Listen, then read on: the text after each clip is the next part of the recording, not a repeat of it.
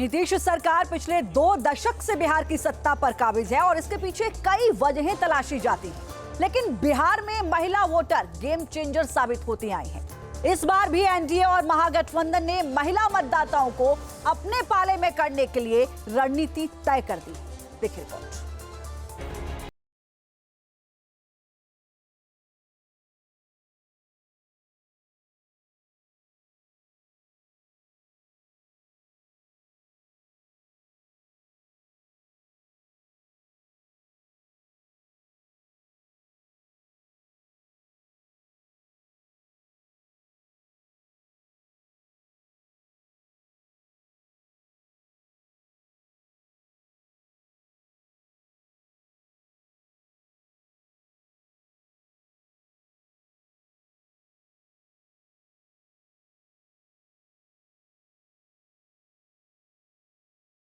फीसदी वोट मिला था, जबकि महागठबंधन को 37% वोट मिला था।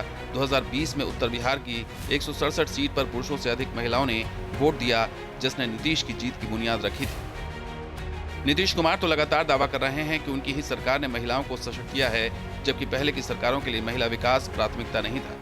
महिलाओं के लिए पहले की सरकार ने कोई काम नहीं किया। हमने अब महिलाओं को इतना सशक्त बना दिया है कि वे अब किसी पर निर्भर नहीं है।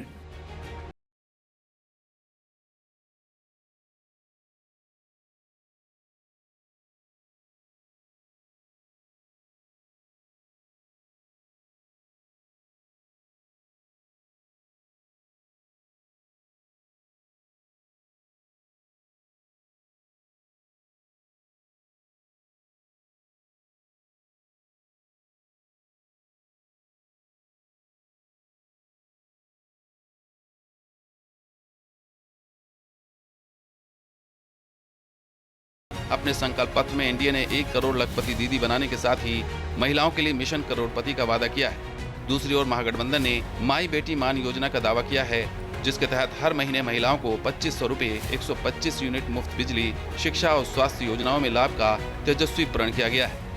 इस चुनाव में 1 करोड़ से ज्यादा जीविका दीदी पर एनडीए और महागठबंधन दोनों ने दांव लगा रखा है। बिहार की ये जीविका महिलाएं ग्रामीण इलाकों से सीधे जुड़ी होती हैं और माना जाता है कि वो नैरेटिव भी सेट कर सकती हैं। तेजस्वी यादव इसे बखूबी समझ रहे हैं। हम लोगों ने निर्णय लिया है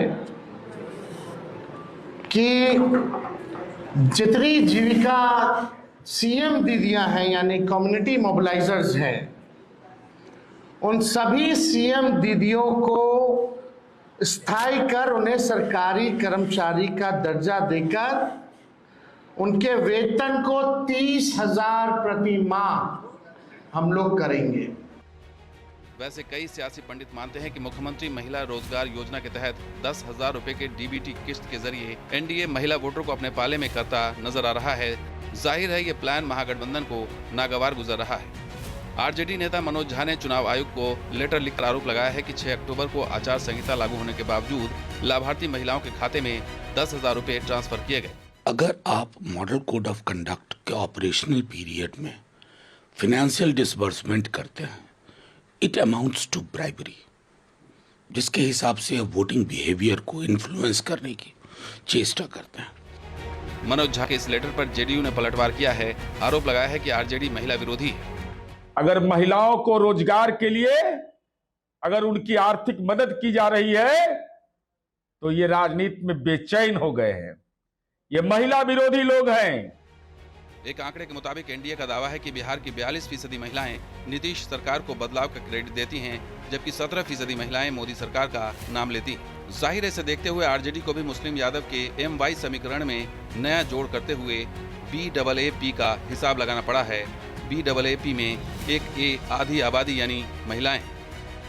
2020 विधानसभा चुनाव के आंकड़ों से साबित होता है कि बिहार में महिला मतदाताओं का फैक्टर कितना बड़ा फर्क ला सकता है।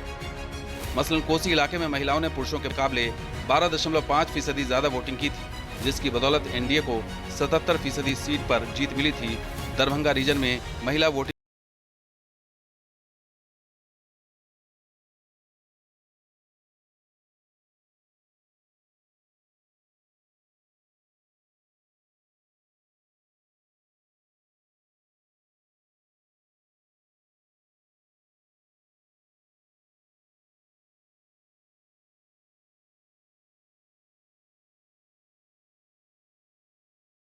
सरकार की योजनाओं का हवाला दे रहे हैं।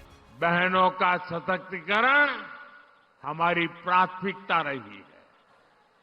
हमने गरीबों को पक्के घर दिए तो रजिस्ट्री बहनों के नाम पर की।